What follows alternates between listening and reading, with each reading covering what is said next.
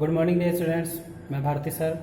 आज मैं आपको आपके पाठ्य पुस्तक वासंती भाग 7 से पाठ 3 शीर्षक कहानी पुनर्जन्म, जिसके लेखक सुदर्शन जी हैं। सुदर्शन जी का वास्तविक नाम श्री बद्रीनाथ भट्ट था। इनका जन्म जो है 1896 ईस्वी में पंजाब स्थित सियालकोट नामक स्थान पे हुआ था।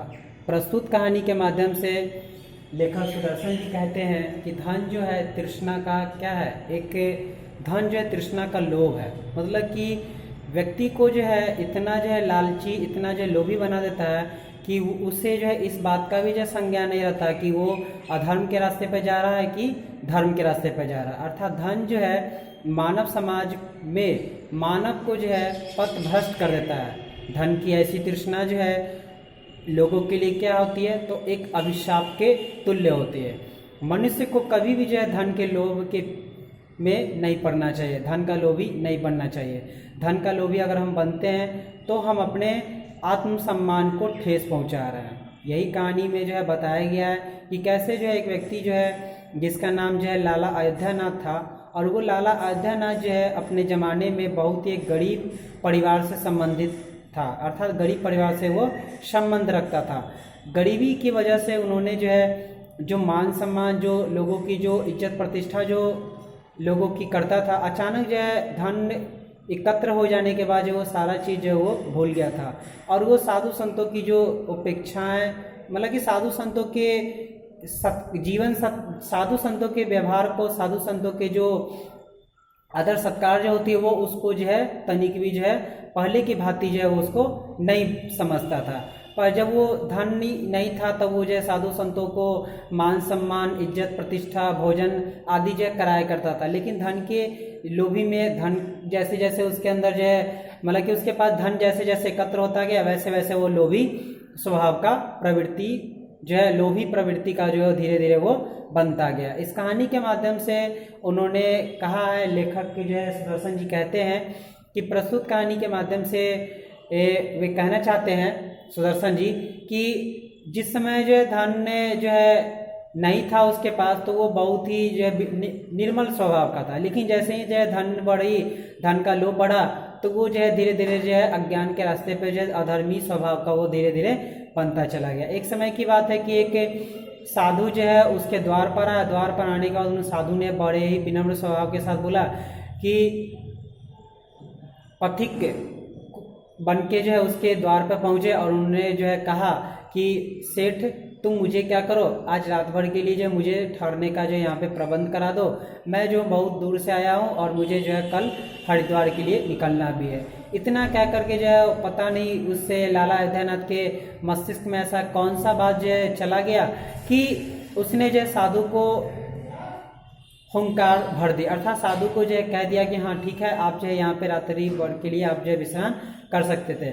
उसके बाद उन्होंने जो है साधु को जो है भोजन कराने के लिए जो है विभिन्न प्रकार के व्यंजक बनाए। व्यंजक बनाने के बाद जो उनका जो है मान सम्मान, कुछ वस्त्र जो उनको दान किए। उसके बाद जो है उन्होंने जो है साधु से पूछा कि महात्मा आप जो है साधु कैसे बन गए। इस पर जो है साधु ने बड़े ही विनम्र स्वभाव के साथ बोले कि मैं भी तुम्हारी तरह जो धनी हुआ करता था, लेकिन जैसे जैसे मेरी उम्र ढलती चली गई वैसे वैसे मेरा जो है धन के प्रति जो तृष्णा जो थी वो मैंने धीरे धीरे उससे बंधन से मुक्ति पाना शुरू कर दिया था। और अंततः मैंने जो है अपनी सारी धन संपत्ति जो अपने पुत्रों में, अपने सगे संबंधियों में जो बांट करके अब मैं तीर्थ यात्रा के लिए निकलना चाहता हूँ। अब मैं जीवन भर जो है गृहस्थी जीवन में व्यतीत नहीं करना चाहता हूँ।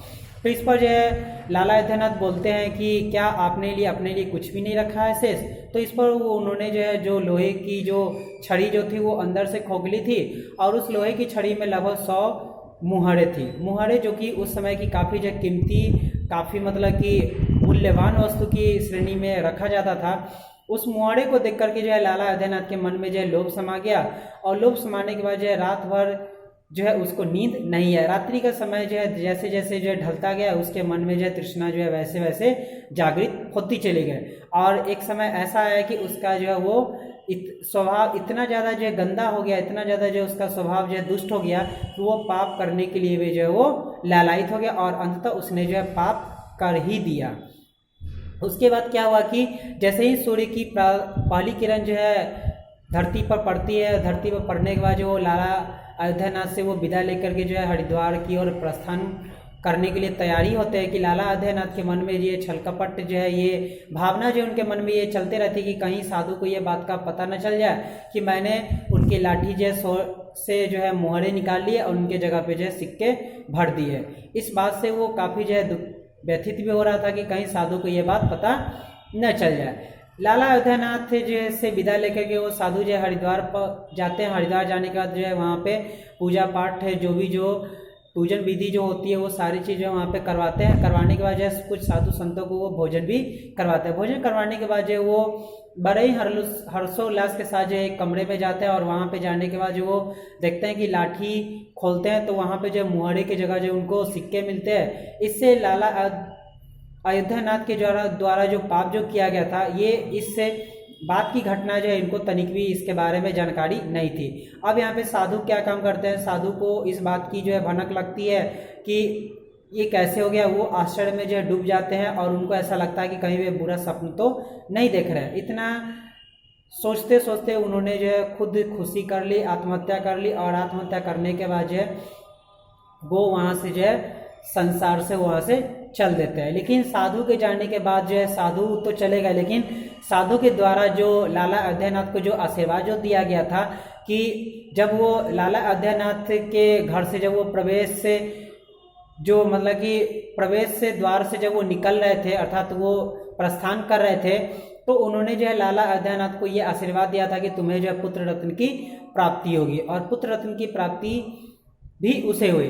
भले ही जो है लाला अयोध्यानाथ को पुत्र रत्न की प्राप्ति हुई, लेकिन लाला अयोध्यानाथ के जो पुत्र जो थे वो बिल्कुल जो है साधु की तरह जो है उनका स्वभाव जो है धीरे धीरे जो है मतलब कि जैसे जैसे उसकी उम्र जो है गुजरती चली गई, वैसे वैसे जो उसका स्वभाव भी धीरे धीरे जो है बदलता चला गया और वो बहुत ही जो शांत स्वभाव प्रवृत्ति का हो गया। साधु संतों के बीच में रहने के साथ साथ जो है लाला अयोध्यानाथ को जो काफ़ी मतलब कि अंदर ही अंदर जो लाला अयोध्यानाथ जो कूटते रहते थे कि ये कैसा बच्चा है, मतलब कि वो अपने संतान से जो है दुखित रहते थे क्योंकि उनका संतान जो है साधु संतों के बीच में जो है रहा करता था और जिससे जो है उनके पिता उनके परिवार को वो समय नहीं देते थे। तो इससे लाला अयोध्यानाथ जो काफ़ी मतलब कि दुखित रहते थे। एक समय की बात है कि लाला अयोध्यानाथ जब वो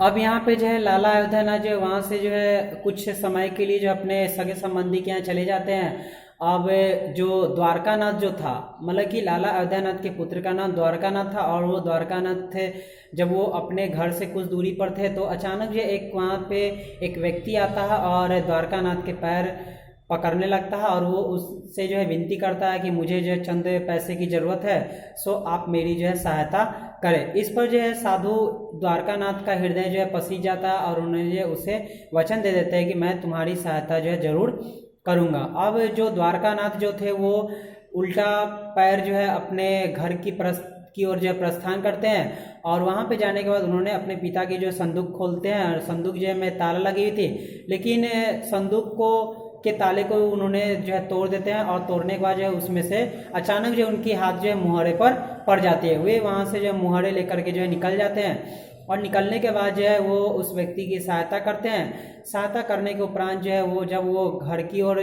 जब वो प्रवेश करते हैं, घर की ओर जब वो आते हैं तो अचानक जो उनके पेट में जो है दर्द होने लगता है और वो स्वर्ग सिधार जाते हैं। ये घटना जो है लाला अयोध्यानाथ को जो है तनिक भी जो है ये इस बात का तनिक भी जो है लाला अयोध्यानाथ को जो है समझ में नहीं आया कि मुहर भी गायब हो गई और द्वारकानाथ की भी मृत्यु हो गई। ये दोनों घटना जो है एक घटना जो है लाला अयोध्यानाथ को समझ में नहीं आया।